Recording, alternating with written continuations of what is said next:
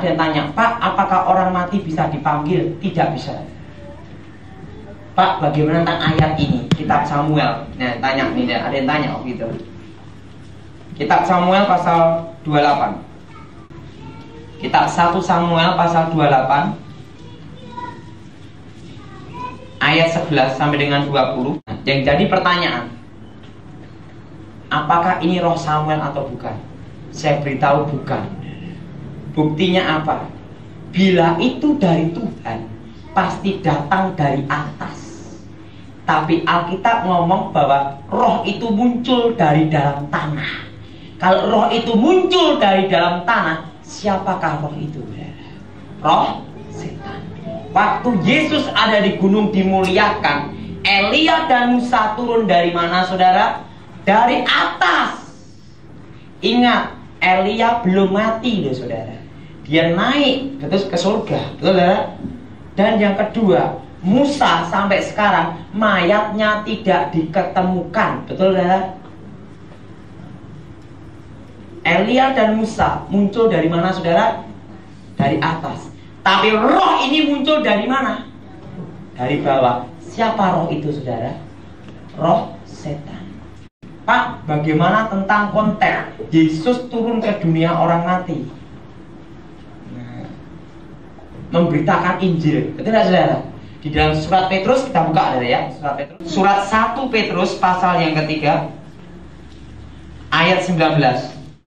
Dan di dalam roh itu juga ia pergi memberitakan Injil kepada roh-roh yang di dalam penjara, yaitu kepada roh-roh mereka yang dahulu pada waktu Nuh tidak taat kepada Allah, ketika Allah tetap menanti dengan sabar waktu Nuh sedang mempersiapkan bahteranya, di mana hanya ada sedikitnya 8 orang yang diselamatkan oleh air bah itu. Yang jadi pertanyaan, Pak, apa artinya Injil, memberitakan Injil di dunia orang mati ini? Betul, saudara?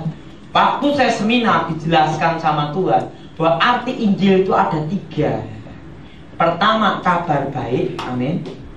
Kedua, kabar kemenangan. Dan yang ketiga, kabar keselamatan. Betul, saudara? Yesus turun ke dunia orang mati itu punya arti apa? Kedatangan Yesus yang pertama kali itu disaksikan pertama surga. Kedua adalah alam setan.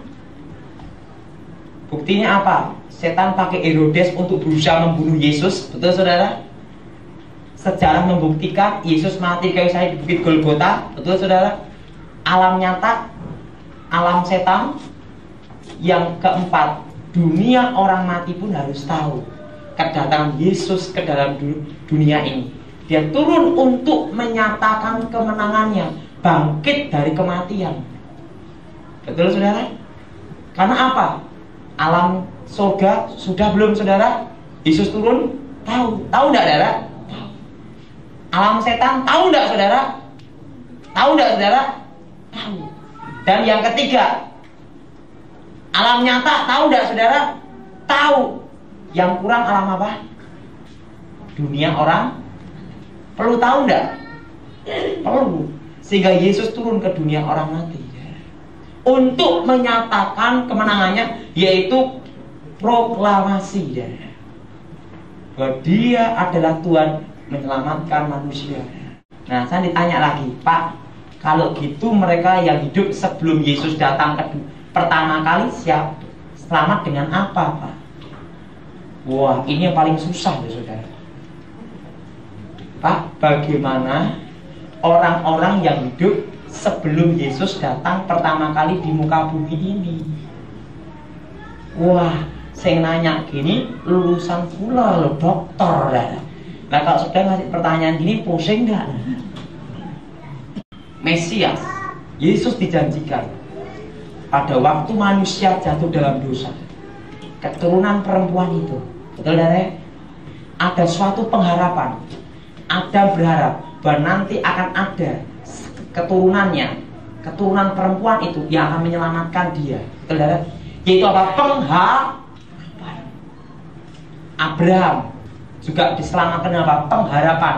Pengharapan akan datangnya seorang juru selamat. Saya beritahu, buktinya apa? Abraham mengorbankan anak domba, gambaran dari Kristus, saudara. Nuh, saya beritahu, Adam pasti cerita sama anak-anaknya, betul ya?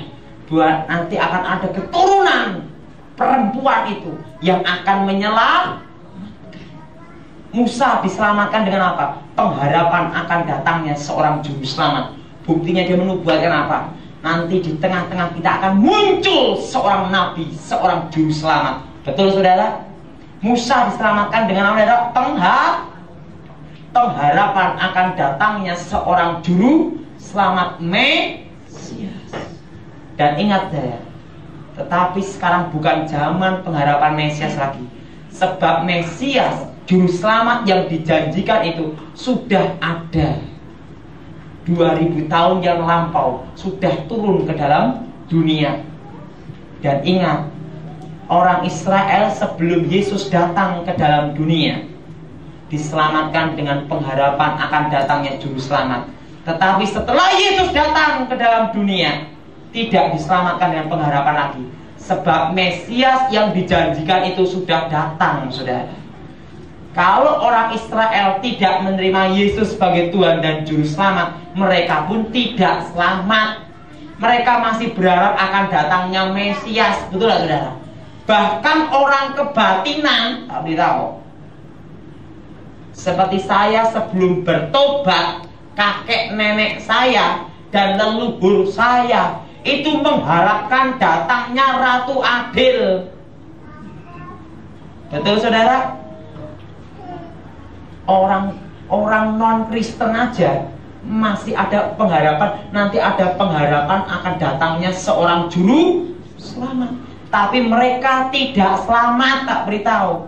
Kenapa? Karena juru selamat itu sudah datang ke dalam dunia 2000 tahun yang lampau. Mereka menerima Yesus sebagai Tuhan dan Juru Selamat. Orang kebatinan masih nantikan tidak Ratu Adil, saudara? Masih. Saya beritahu, yang mengharapkan tentang Ratu Adil bukan hanya orang Kristen, tapi orang Kristen ini paling beruntung. Dia ketemu Juru Selamat sing bener, yaitu Tuhan Yesus. Mereka menanti-nantikan Ratu Adil. Ratu Adil sudah datang, tapi mereka tidak percaya. Betul ya? Udah datang 2000 tahun yang lampau. Apa buktinya Yesus adalah Tuhan? Tak beritahu. Tidak ada seorang nabi atau presiden manapun yang bisa satu hari harus libur semua kecuali Yesus. Hari Minggu harus libur. Betul nggak saudara?